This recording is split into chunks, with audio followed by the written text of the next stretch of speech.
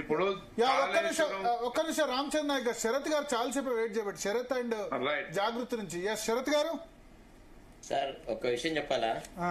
ఈ రాష్ట్రంలో తెలంగాణ ప్రజల పరిస్థితి ఎట్లుందంటే దుడ్డెలు తినేవాడు పోయి బర్రెలు తినేవాడు వచ్చినాడు సార్. మొద్దు నిద్రతో ఉన్నటువంటి ప్రభుత్వం తెచ్చుకున్నాం. అసలు యాక్చువల్లీ ఒక ఉద్యమ స్ఫూర్తితో వచ్చిన పార్టీ ప్రజల ఆకాంక్షల మేరకు పనిచేస్తుందన్న ఆశతోని అందరం కృషి చేస్తున్నాం. మీరు నమ్ముతారో నమ్మరో అంటే యాక్చువల్లీ మీకు కొన్ని వాస్తవాలు చెప్పాలి. మేము స్వర్గీయ ఇందిరారెడ్డి నేతృత్వంలో ఉన్నటువంటి పార్టీతో ముడిపడి ఉన్నవాడు. ఒకసారి నేను, సోమ భరత్ కుమార్, తర్వాత దామోదర్ రెడ్డి, మేము అందరం కలిసి కేసీఆర్ అప్పుడు ఇంకా పార్టీ ఆలోచన కూడా లేదు, ఆయన దగ్గరికి పోతే ఆయన ఏమన్నాడంటే, మీరు న్యాయవాదులు ఎటు డబ్బులు ఇస్తే అటు మాట్లాడతారు, మిమ్మల్ని నమ్ముకొని ఉద్యమాలు ఎవడు చేస్తాడు, మీరంతా వ్యర్థులు అనేటువంటి మాట మాట్లాడినాడు. అట్లాంటి వ్యక్తే తర్వాత కాలంలో కూడా ఉద్యమాన్ని చాలా చక్కగా నిర్వహించినాడు. దాంట్లో కేసీఆర్ 100% మార్కులు వేయొచ్చు. అంటే ఏ రకమైనటువంటి హింస జరగకుండా, సరే కొంతమంది ఆత్మ బలిదానాలు చేసుకున్నారు, త్యాగాలు చేసుకున్నారు, కానీ ఏదైతే అప్పటి ప్రభుత్వం అంటే ఆంధ్ర వాళ్ళ నేతృత్వంలో ఉన్న ప్రభుత్వము, రాయలసీమ వాళ్ళ నేతృత్వంలో ఉన్న ప్రభుత్వము ఒకవేళ ఏమాత్రం ఉద్యమం తప్పుతో పట్టినా పోలీసు పవర్ తోని, రిప్రెషన్ తోని మొత్తంగా అణిచివేసేది. కానీ చాలా చాకచక్యంగా కొన్ని వ్యవహారాలు చేసినాడు. తెలంగాణ సాధించడంలో కేసీఆర్ కృషిని ఎవడు తక్కువ అంచనా వేయడానికి వీలేదు. కాకపోతే ప్రభుత్వం ఏర్పడిన తర్వాత కుటుంబ వ్యవహారాలలో ఎక్కువగా ప్రమేయం చూపట్టేసేసి అసలు ఎట్లా తయారైనారంటే కేసీఆర్ కుటుంబము ఒక దోపిడి దొంగల మూట. అంటే దొంగతనం చేసుకోవచ్చిన దాన్ని తీసుకొచ్చి పంచుకున్నట్లోనే ఇవాళ ఈ అల్లరి అంతా జరుగుతా ఉంది. పెద్ద ఆమె ఏదైతే విక్టిమ్ కార్డు ప్లే చేస్తుందో కవిత, ఆమె దానికి అర్హురాలు కాదు. కేసీఆర్ కుటుంబ సభ్యులు ఎవ్వరు కూడా తెలంగాణ ఉద్యమం కోసం సాక్రిఫైస్ చేసిన వాళ్ళలో లేరు. ఎందుకంటే ఇప్పుడు మనము ఎంతమంది అండి ప్రాణాలను కూడా బలిదానం చేసినటువంటి వ్యక్తులు అందరినీ మర్చిపారేసేసి అసలు ఉద్యమ లక్ష్యాలనే బొందబెట్టినారండి. మేము ఇంటర్నల్ గా ఉండి కూడా చూసినాం. రెండో విషయం ఏంటంటే భరత్ గారు, ఇప్పుడు ఈ జరుగుతున్నటువంటి దీనికి ఇంత ప్రాధాన్యత ఎందుకండి? తెలంగాణ ప్రజలు ఎందుకు పట్టించుకోవాలండి కేసీఆర్ కుటుంబంలో జరిగేటువంటి ఈ అలజడిని? అది ఏ రకంగా ప్రజలకు సంబంధించిన విషయం అండి? ఎవరైనా వీళ్ళంతా కుటుంబ సభ్యులు దోచుకున్న దాన్ని పంచుకోవడంలో గొడవ పడుతున్నారు తప్ప తెలంగాణ ప్రజల కోసము, తెలంగాణలో బహుళంగా అభివృద్ధికి ఎన్నడూ నోచుకొని బీసీల తరఫునో, ఎస్సీల తరఫునో, ఎస్టీల తరఫునో ఏమైనా చేస్తున్నారా చెప్పండి? కవిత బీసీల తరఫునే కదా.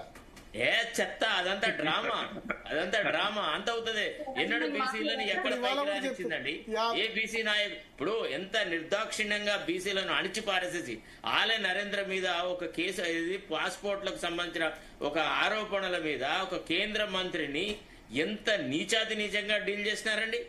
అసలు ఎన్ని సందర్భాలలో కూడా మేము మా అభిప్రాయాలు వ్యక్తం చేసేవాళ్ళం, అరే ఇది ఉద్యమ ఆకాంక్షల ప్రభుత్వం కాదు అని. అయినా సరే ఎప్పుడో ఒక రోజు మార్పు వస్తుంది, ఎప్పుడో కొంత మార్పు జరుగుతుందని వెయిట్ చేస్తే వాళ్ళు దుర్మార్గంగా ఉంటే వాళ్ళకు వ్యతిరేకంగా రాజీనామాలు పెట్టి మళ్ళీ కాంగ్రెస్ ప్రభుత్వం రావడానికి ఎంత కృషి చేసినాం. ఎవరున్నారండి వీళ్లలో? ఇప్పుడు కాంగ్రెస్ లో ఎవరైతే అధికారంలో ఉన్నారో వీళ్లలో ఎవడు కాంగ్రెస్ పార్టీని అధికారంలోకి తీసుకురావడానికి ఉద్యమాలు చేసిన వాళ్ళు, లొల్లులు పెట్టిన వాళ్ళు, ధర్నాలు చేసిన వాళ్ళు, అరెస్ట్ అయిన వాళ్ళు ఎవరు? ఈ సోషల్ మీడియాను అందరినీ కాపాడుతూ వచ్చినాం కదా. ఇది ఒక ఉద్యమంలాగా జరిగింది. మరి జరిగిన తర్వాత ఈ రేవంత్ రెడ్డి ప్రభుత్వం వచ్చి ఏం చేసింది? ఏమండి, కొనసాగుతున్నటువంటి వెల్ఫేర్ మెజర్స్ ని కూడా కొనసాగించలేని అసమర్థ ప్రభుత్వం ఇది. ఒక రకంగా మీరు ఏం చెప్పినారు? మేము రైతు బంధును అట్లనే కొనసాగిస్తామని చెప్పినారు. కొనసాగించగలిగినారా? కళ్యాణ లక్ష్మిలో బంగారం ఇస్తాన్నారు. ఎందుకు ఆ మహిళలను వంచినారు? మహిళలకు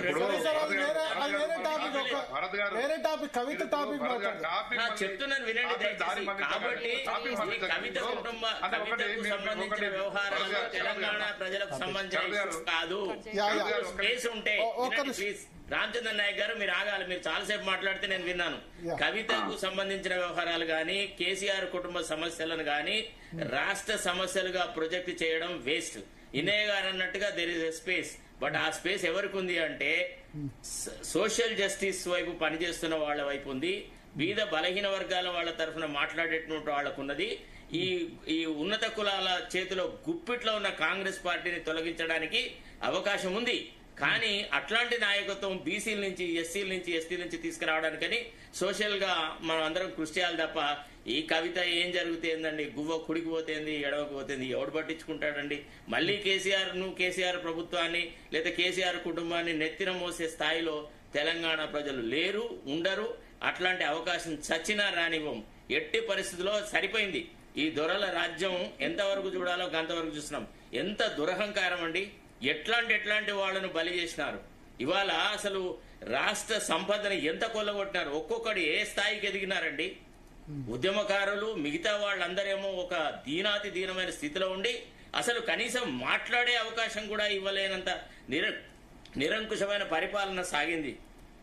ఏదో మీరు చెప్పారు కదా హరీష్ రావును పక్కకు పెట్టినారని, అది ఉత్త డ్రామా. ఎందుకంటే ఆ ఎర్రబెల్లి దయాకర్ రావును తీసుకురావాలంటే అక్కడ మళ్ళా దొరల సంఖ్య పెరుగుతుంది కాబట్టి ముందు ఎర్రబెల్లి దయాకర్ రావును తీసుకువచ్చి కొద్ది రోజులు వెయిట్ చేసేసి హరీష్ రావు రావాలని కొంతమంది చెంచాగాళ్లతో చెప్పించి అతనికి అవినీతి ఆరోపణలు ఉంటే నిజంగా అతనికి ఇంకా అంత ఇంపార్టెంట్ పోర్ట్ఫోలియో ఎట్లా ఇచ్చినాడండి కేసీఆర్?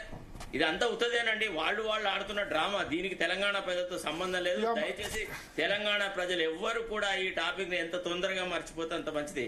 నేను మొదట కవిత లేఖల విషయంలో మాట్లాడిన తర్వాత కవిత మాట్లాడిన మాటలకి 11వ పేజీలో 10వ పేజీలో ఉండింది. ఎక్సెప్ట్ ఆంధ్రజ్యోతి అసలు ఎవడు పట్టించుకోవడమే లేదు. ఈ కవితకు సంబంధించిన వ్యవహారాలు వాళ్లే పట్టించుకొని అతను ఒక్కడు మొత్తానికి